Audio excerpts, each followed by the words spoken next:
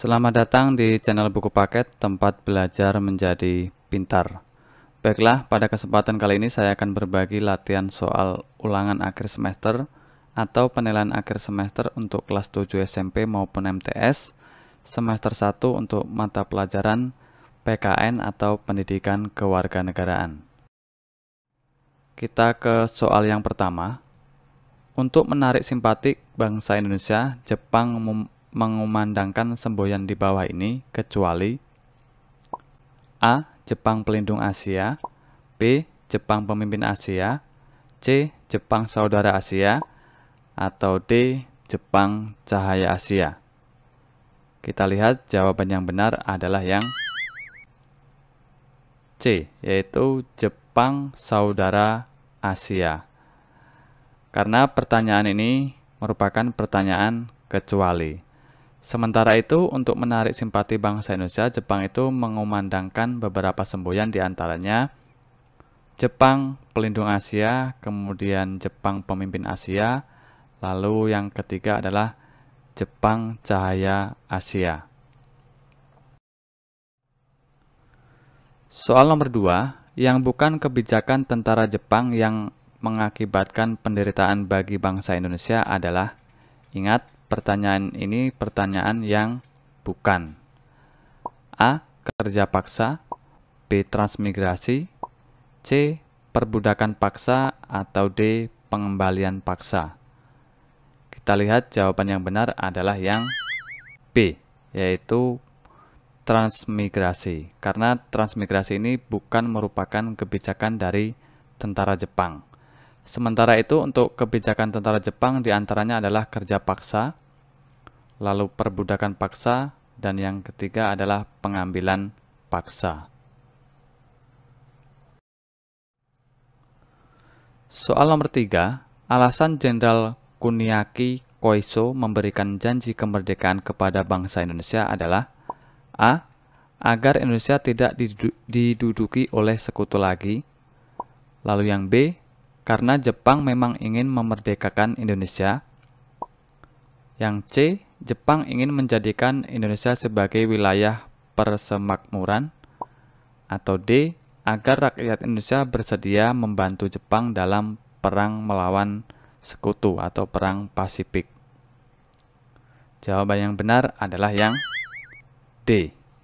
Jadi inilah alasan Jepang atau memberikan janji kemerdekaan kepada bangsa Indonesia itu tujuannya hanya agar rakyat Indonesia itu bersedia membantu Jepang dalam perang melawan sekutu. Soal nomor 4, untuk meyakinkan rakyat Indonesia akan janjinya, maka pemerintah Jepang pada tanggal 29 April tahun 1945 secara resmi melantik anggota A. BPUPKI, B. PPKI, C. KMB, atau D. PETA. Jawaban yang benar adalah yang A, yaitu BPUPKI. BPUPKI itu dengan anggota berjumlah 62 orang ya, 62 orang yang terdiri atas tokoh-tokoh bangsa Indonesia dan 7 orang anggota perwakilan dari Jepang. Sementara itu, untuk ketuanya sendiri, ketua BPUPKI adalah Rajiman Widyoningrat.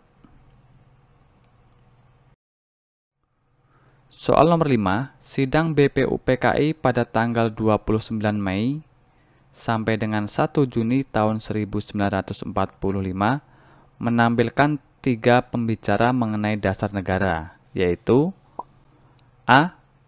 Muhammad Yamin, kemudian Supomo, dan Soekarno. B. Muhammad Yamin, Sultan Syahrir, dan Soekarno. C. Muhammad Hatta, Supomo, dan Soekarno. Lalu yang D.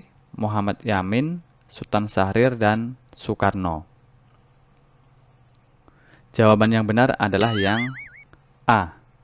Jadi menampilkan 3 pembicara mengenai dasar negara. Yang pertama adalah Muhammad Yamin, lalu yang kedua Supomo, dan yang ketiga adalah Soekarno. Soal nomor 6, tujuan penyelenggaraan sidang BPUPKI yang kedua adalah A. Menyusun rancangan undang-undang dasar. Lalu yang B. Membahas masalah dasar negara Indonesia merdeka. Lalu yang C. Membentuk sistem pemerintahan Indonesia. Dan yang ke D. Memilih presiden dan wakil presiden. Kita lihat jawaban yang benar adalah yang A. Jadi pada penyelenggaraan sidang BPUPKI yang kedua itu tujuannya adalah menyusun rancangan undang-undang dasar.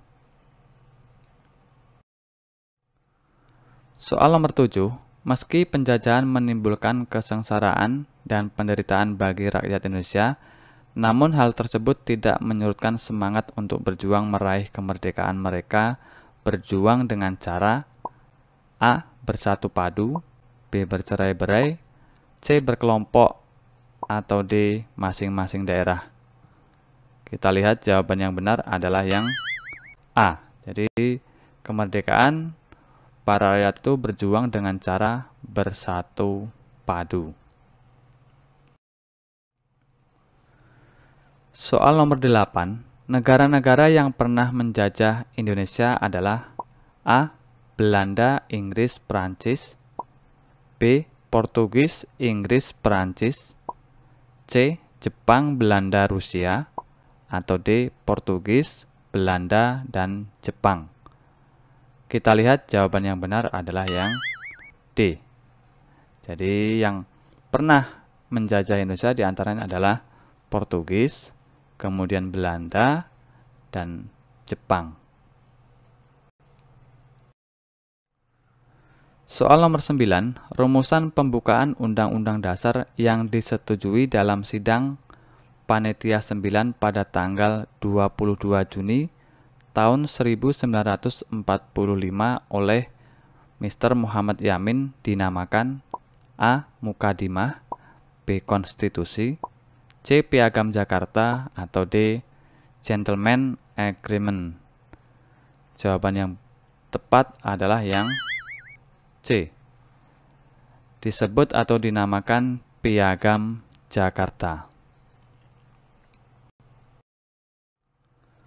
Soal nomor 10, kata dalam rancangan pembukaan Undang-Undang Dasar tahun 1945 yang semula berbunyi ketuhanan dengan kewajiban menjalankan syariat Islam bagi pemeluknya diubah menjadi A. Ketuhanan, B. Ketuhanan yang Maha Esa, C. Ketuhanan yang Maha Esa, atau D. Ketuhanan yang berkebudayaan. Jawaban yang tepat adalah yang C. Ketuhanan yang Maha Esa.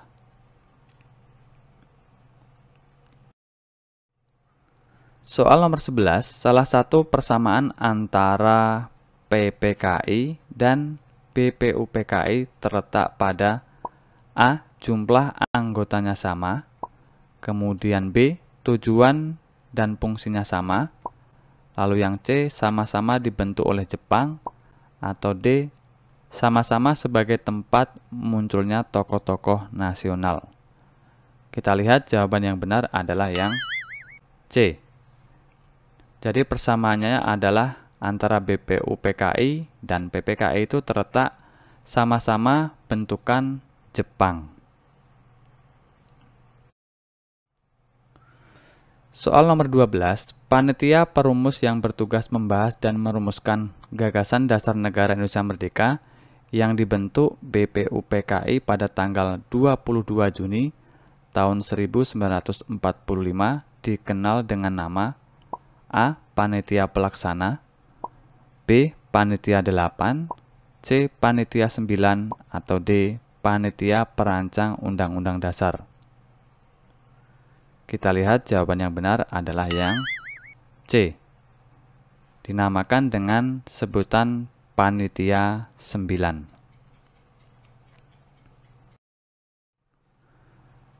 Soal nomor 13, di bawah ini yang bukan merupakan nilai-nilai kebersamaan dalam proses perumusan Pancasila sebagai dasar negara yang dapat kita teladani adalah, ingat pertanyaannya, yang bukan.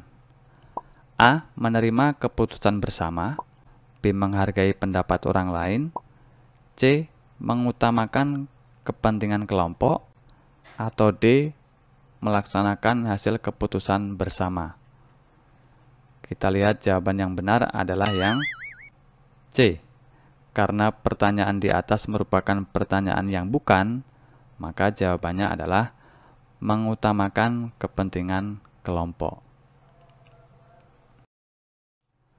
Soal nomor 14, tokoh yang ikut merumuskan perubahan naskah Piagam Jakarta sebelum disahkan oleh PPKI adalah A.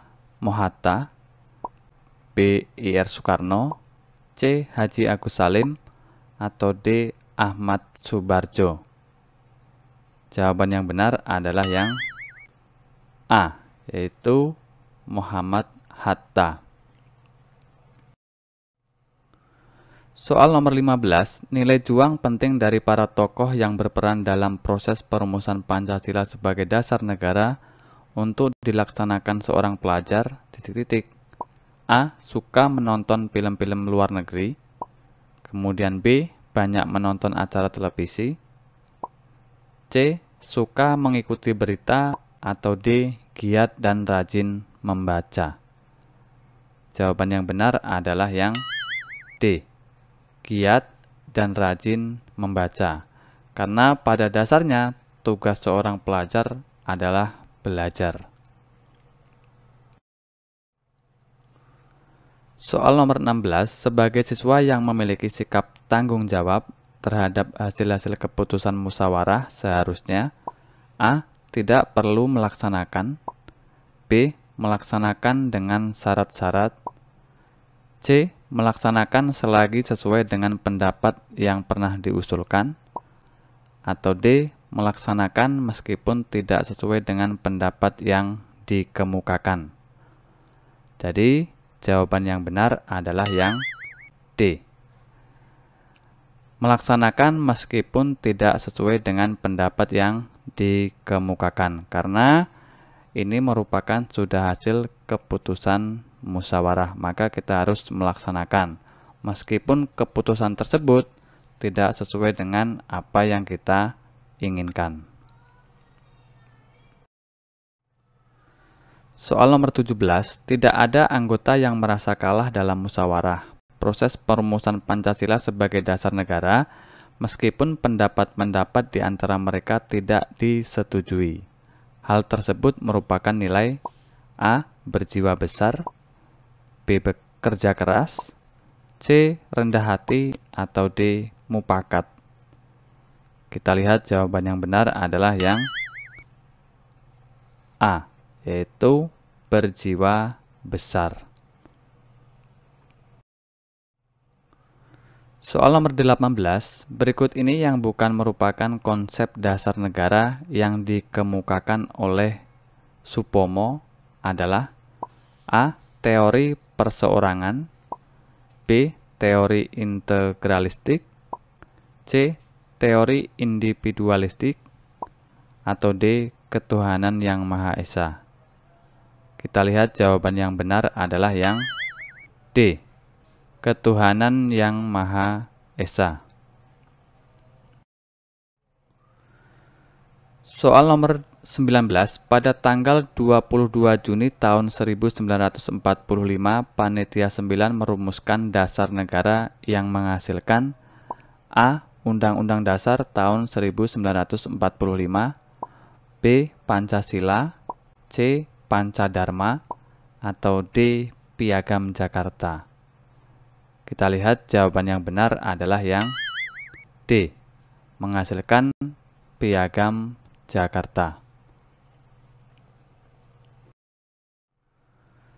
Soal nomor 20, kaidah atau aturan yang berisi petunjuk tentang tingkah laku yang wajib dilakukan dan atau tidak boleh dilakukan oleh manusia adalah A. Norma, B. Hukum, C. Aturan, atau D. Adat. Kita lihat jawaban yang benar adalah A. Disebut dengan norma.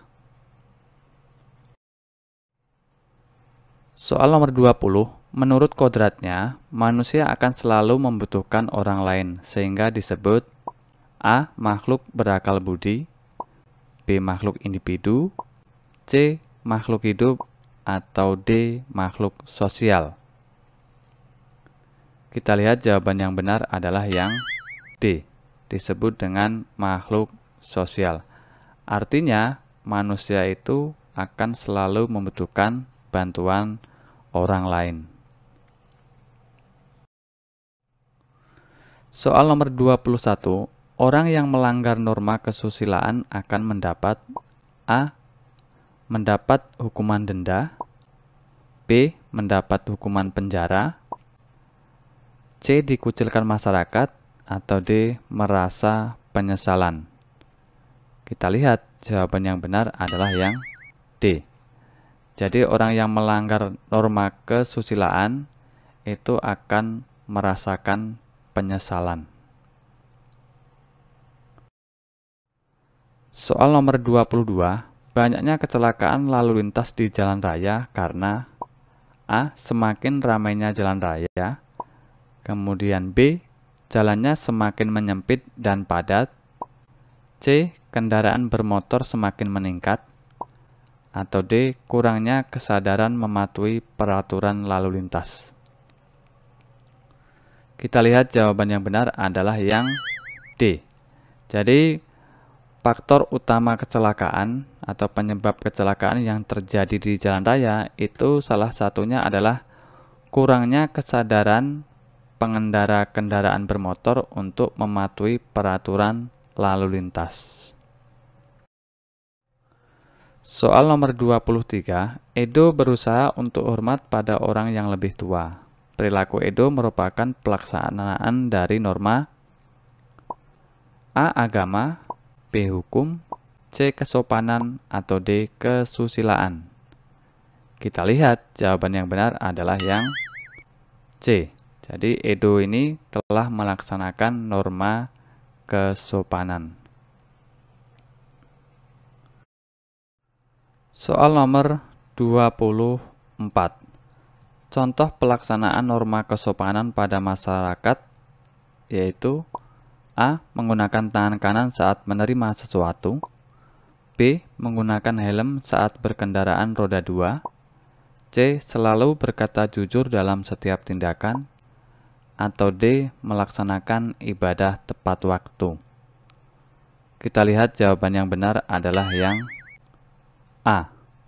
Menggunakan tangan kanan saat menerima sesuatu. Ini merupakan contoh pelaksanaan norma kesopanan yang ada di masyarakat.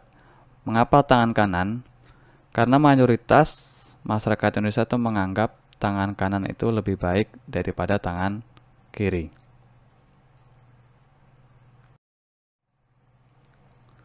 Soal nomor 25. Norma kesopanan bersumber dari A. Kitab suci, B. Hati nurani, C. Peraturan perundang-undangan, atau D. Kebiasaan dan adat istiadat dalam masyarakat. Kita lihat jawaban yang benar adalah yang D. Norma kesopanan itu bersumber dari kebiasaan dan adat istiadat dalam masyarakat. Soal nomor 26. Norma kesusilaan bersumber dari A. Kitab suci, B. Hati nurani, C. Peraturan perundang-undangan, atau D. Kebiasaan dan adat istiadat dalam masyarakat. Kita lihat jawaban yang benar adalah yang B. Berasal dari hati nurani. Sementara tadi untuk yang kebiasaan dan adat istiadat dalam masyarakat itu merupakan sumber dari norma kesopanan. Lalu kalau peraturan perundang-undangan ini jelas norma hukum. Lalu yang A, kitab suci, itu sangat jelas norma agama.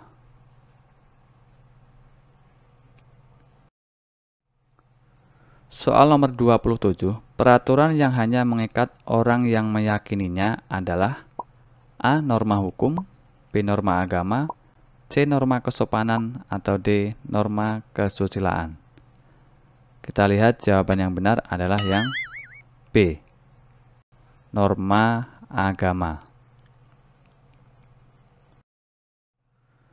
Soal nomor 28, pada hakikatnya norma hukum yang berlaku dalam masyarakat berfungsi untuk A. Membentuk negara hukum, B. Menciptakan ketertiban, C. Melindungi penegak hukum, atau D. Meningkatkan kesadaran hukum.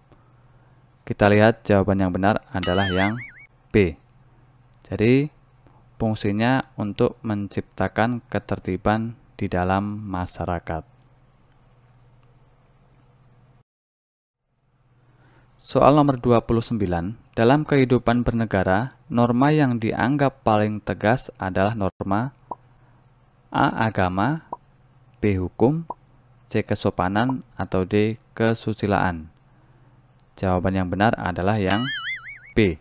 Norma hukum, karena dalam kehidupan bernegara. Soal nomor 30, perilaku patuh terhadap norma sebaiknya didasari oleh A. Perasaan malu dengan teman, B. Keinginan mendapat pujian, C. Kesadaran untuk hidup teratur, atau D. Keinginan mengikuti orang lain. Kita lihat jawaban yang benar adalah yang C. Kesadaran untuk hidup teratur.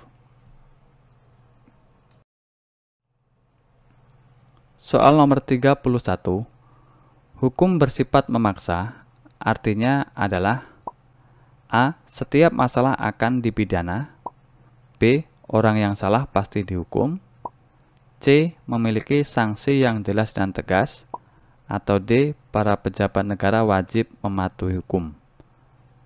Jawaban yang benar adalah yang C. Memiliki sanksi yang jelas dan tegas. Soal nomor 32, berikut ini yang merupakan contoh pelaksanaan norma agama adalah A. Menjalankan ajaran agamanya, B. Berkata jujur dan apa adanya, C. Menghormati orang yang lebih tua, atau D. Menaati peraturan perundang-undangan yang berlaku. Jawaban yang benar adalah yang A. Menjalankan ajaran agamanya. Soal nomor 33, dengan memahami makna hukum dan pelaksanaannya, maka hukum harus didasarkan pada A. Hak asasi, B. Keadilan dan kebenaran, C. Kebenaran dan kebebasan, atau D. Keadilan dan kemerdekaan. Kita lihat jawaban yang benar adalah yang B. Harus didasarkan pada keadilan dan kebenaran.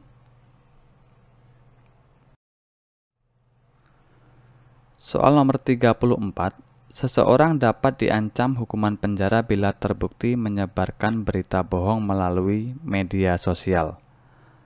Merupakan pelanggaran norma A. Agama, B. Hukum, C. Kesopanan, atau D. Kesusilaan. Jawaban yang benar adalah yang B. Norma hukum, tepatnya pelanggaran terhadap Undang-Undang ITE. Soal nomor 35, menghormati dan mematuhi aturan hukum yang berlaku merupakan A. Hak setiap warga negara, B. Hakikat setiap warga negara, C. Kewajiban setiap warga negara, atau D. Kehendak penguasa negara Indonesia. Kita lihat jawaban yang benar adalah yang C. Kewajiban setiap warga negara. Soal nomor 36, sebutkan rumusan dasar negara yang terdapat dalam Piagam Jakarta. Yang pertama, ketuhanan dengan kewajiban menjalankan syariat Islam bagi pemeluk-pemeluknya.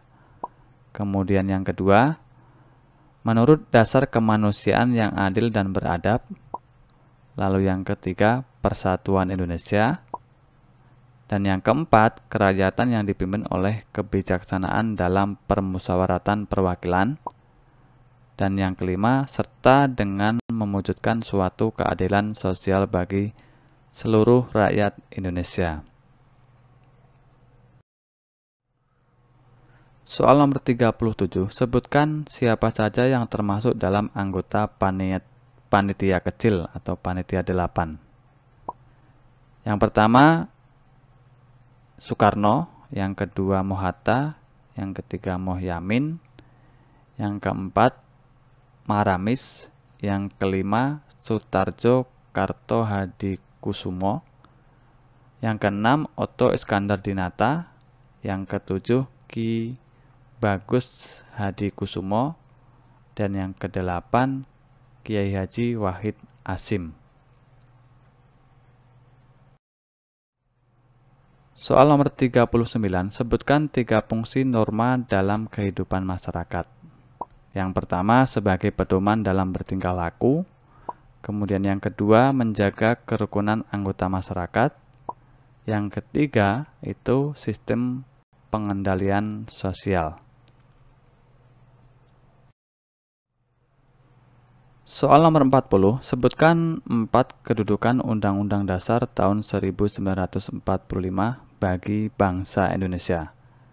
Yang pertama, Undang-Undang Dasar tahun 1945 bersifat mengikat terhadap pemerintah, setiap lembaga negara, dan setiap warga negara. Lalu yang kedua, Undang-Undang Dasar tahun 1945 berisi norma-norma sebagai sebuah dasar dan garis besar hukum dalam penyelenggaraan negara. Lalu yang ketiga, Undang-Undang Dasar tahun 1945 merupakan sumber hukum tertulis yang tertinggi.